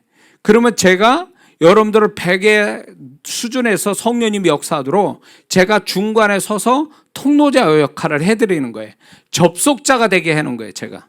그러면 제가 그렇게 성령님이 뭘 원하시는지를 알고 그분이 원하시는 방향으로 제가 말을 하고 어떻게 사역을 해버리면 그 성령님이 막 원하신 대로 막 역사하는 거죠. 원하는 사람들마다 역사가 일어나는 거예요. 그럼 별일이 다 생기는 거예요. 예. 기가 막힌 거죠. 예. 이거를 우리가 너무 놀랄 필요도 없어, 사실은요. 왜냐? 이게 흔해야 되는 거예요. 이게 어느 날, 1년에 한 번, 두 번 이런 역사를 경험하는 게 아니라 우리는 모일 때마다 이 역사가 있음에 대해서 우리는 그거에 대해서 익숙해져야 되고 그걸 당연하게 여겨야 돼요. 그게 믿음이거든.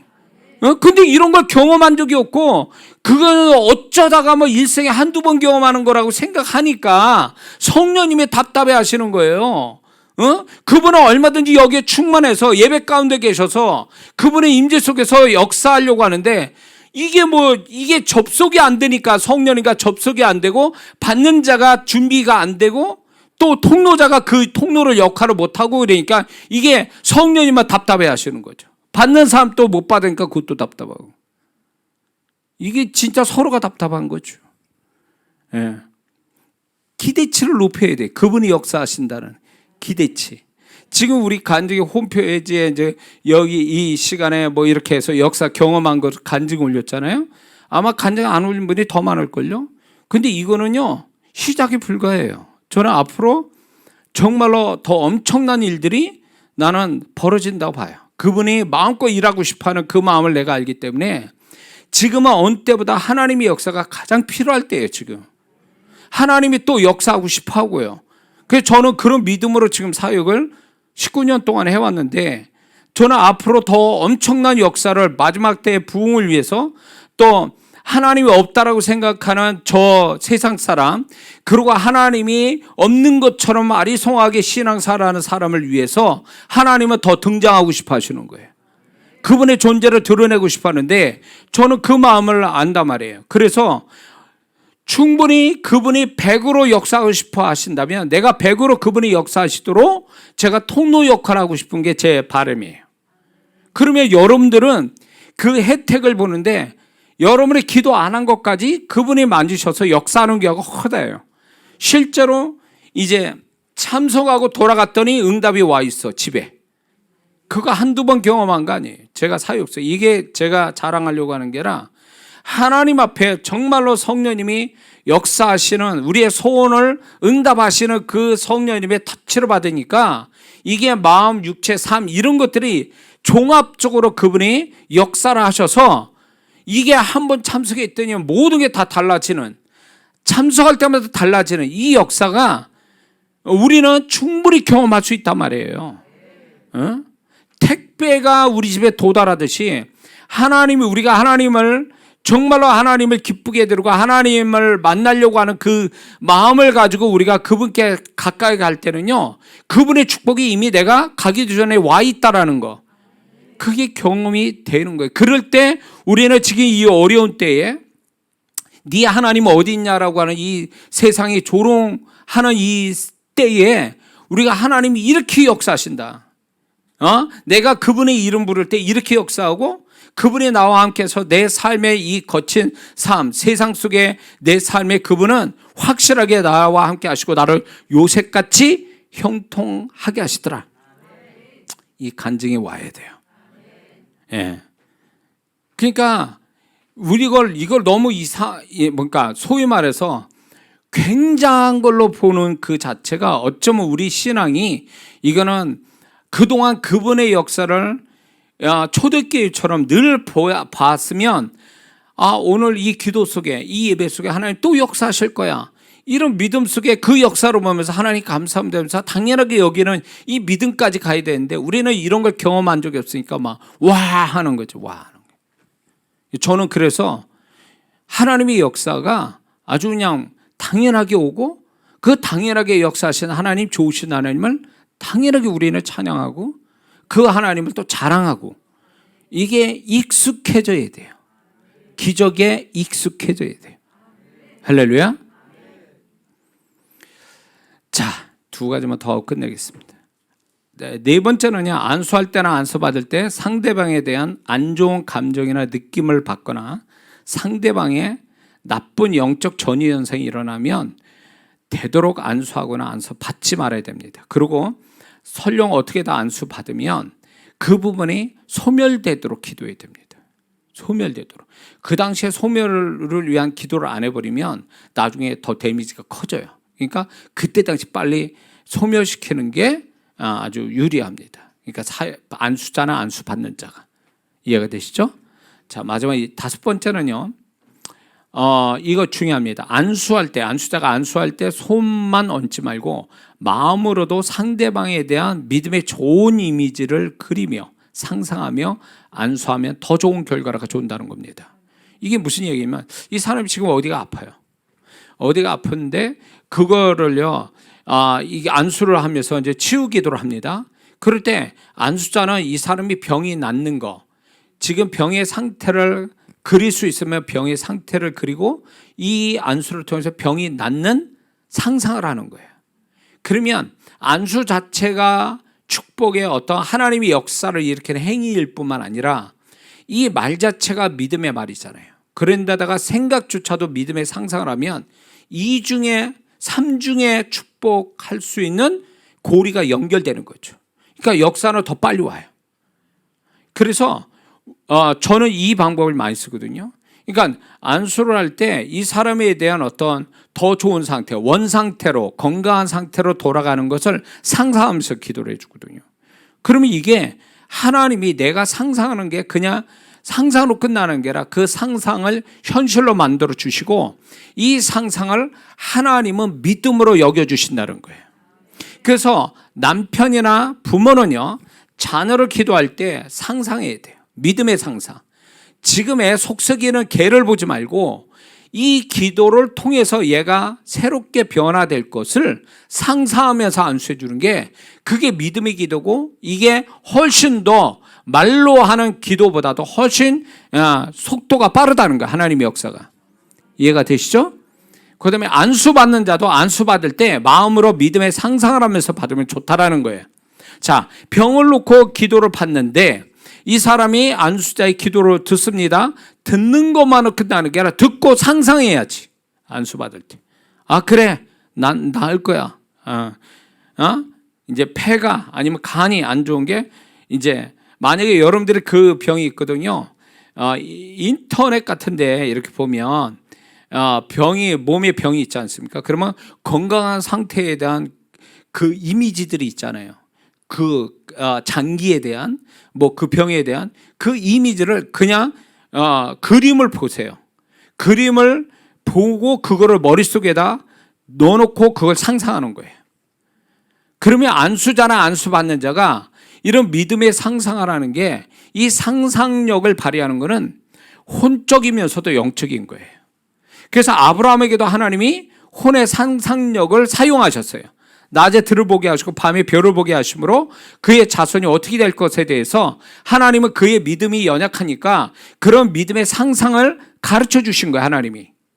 그러니까 우리가 그런 것들을 우리가 활용하는 거예요. 그래서 이 믿음의 상상에, 그냥 일반 상상이 아니라 믿음의 상상, 약속을 붙들고 기도를 붙들고 하는 상상, 이 믿음의 상상이 결국 믿음으로 하나님이 인정해 주시고 그 믿음의 역사를 가져오게 하신다, 그거예요. 믿습니까? 그러니까 하나님은 우리의 상상력을 사용하세요.